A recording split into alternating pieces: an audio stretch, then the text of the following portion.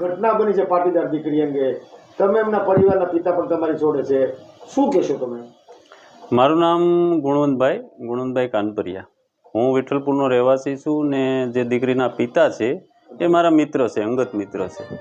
હવે ઘટનામાં આખી એવી વાત છે કે આ દીકરી છે એ છેલ્લા 2-2.5 વર્ષથી આ ભાઈ જે મનીષભાઈ છે તેને ત્યાં 12-15 હજારની નોકરી કરે છે, કે જે ટાઈપનું કામ કરે કે એકાઉન્ટનું એવું કાંઈ કરે, આપણને કોમ્પ્યુટરમાં બહુ ખબર ના હોય, મતલબ ટાઈપનું કામ કરે છે.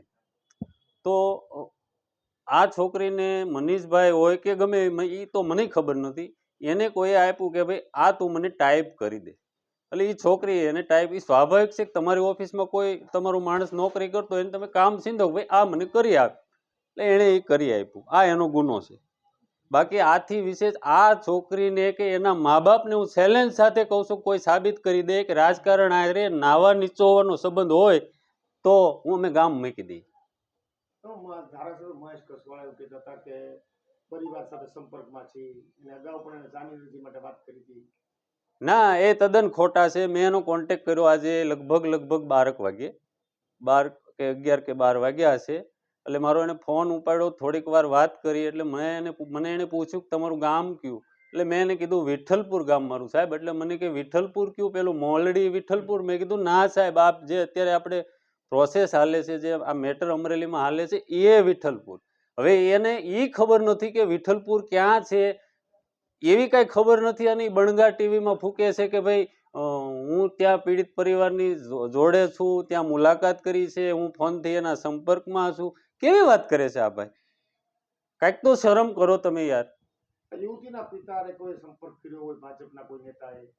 ના, કોઈ સંપર્ક નથી કર્યો, સિવાય એક જેનીબેને ગઈકાલે સવારથી ત્યાં મારા ગામે આવી ગયા છે ને એણે અમને પણ એવું આશ્વાસન આપ્યું કે જ્યાં સુધી તમારી દીકરી ઘરે ન આવે ત્યાં સુધી હું તમારા ઘરેથી જઈશ નહીં.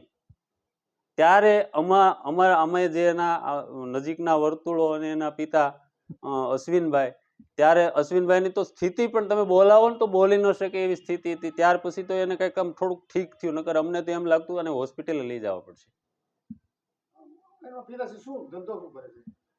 નાની એવી ખેતી છે અને સાઈડમાં ઘંટી, જે આપણે લોટ દળવાની ઘંટી હોય ને એ ગામમાં ઘંટી હકાવે છે, બસ.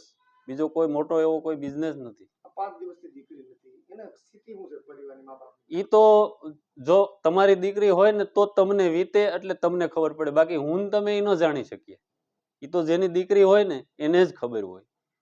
ભાજપના નેતાઓ તો ખરેખર ખોટા ને? ખોટા એટલે કાંઈક તો હદ હોવી જોઈએ ને એમ, અને એ પાછું તદ્દન ખોટું એમ. કાંઈક તો થોડુંક હાચું હોવું જોઈએ ને. હવે દીકરીનો ગુનો હું, મેં કીધું તમારા રાજકારણની આંતરિક લડાઈ છે, એમાં દીકરીને હું? દીકરીને રાજકારણના ની ખબર નથી અને તમારી આંતરિક લડાઈનો ભોગ બનાવી દો છો. તમે લડી લ્યો, અંદર કપાય મરો, કોઈને કાંઈ લેવા દેવા નથી ભાઈ. આ દીકરીનું હું? આ સરઘસ કાઢ્યું ને દીકરીની જે બેઆબરૂ કરવાના પ્રયત્ન કર્યા, તમારી શું માંગણી છે? પોલીસ સરઘસની તો તમે કરો છો, રાતના 12:15 એ દીકરીને ઉઠાવી છે, જાણે કોઈ હિસ્ટર સીટર કે મિલિટન્ટ કે ડ્રગ્સ પેડલર હોય ને એવી રીતે ઉઠાવી છે સાહેબ.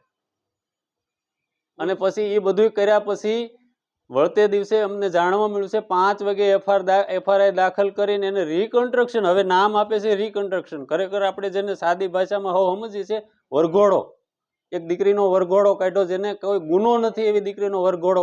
હું એમ પૂછવા માંગુ છું આ પોલીસને કે તમે તો ભલામણા કાંઈક તમે તો સમજો, તમે હાવ રાજકારણના પ્યાદા થઈ જાવ છો.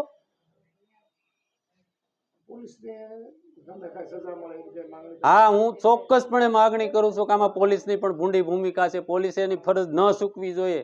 સમરબંધી હોય તો શું થઈ ગયું? તમે કાંઈ એનો પગાર નથી ખાતા, અમારા ટેક્સના પૈસાનો પગાર ખાવ છો. તમારી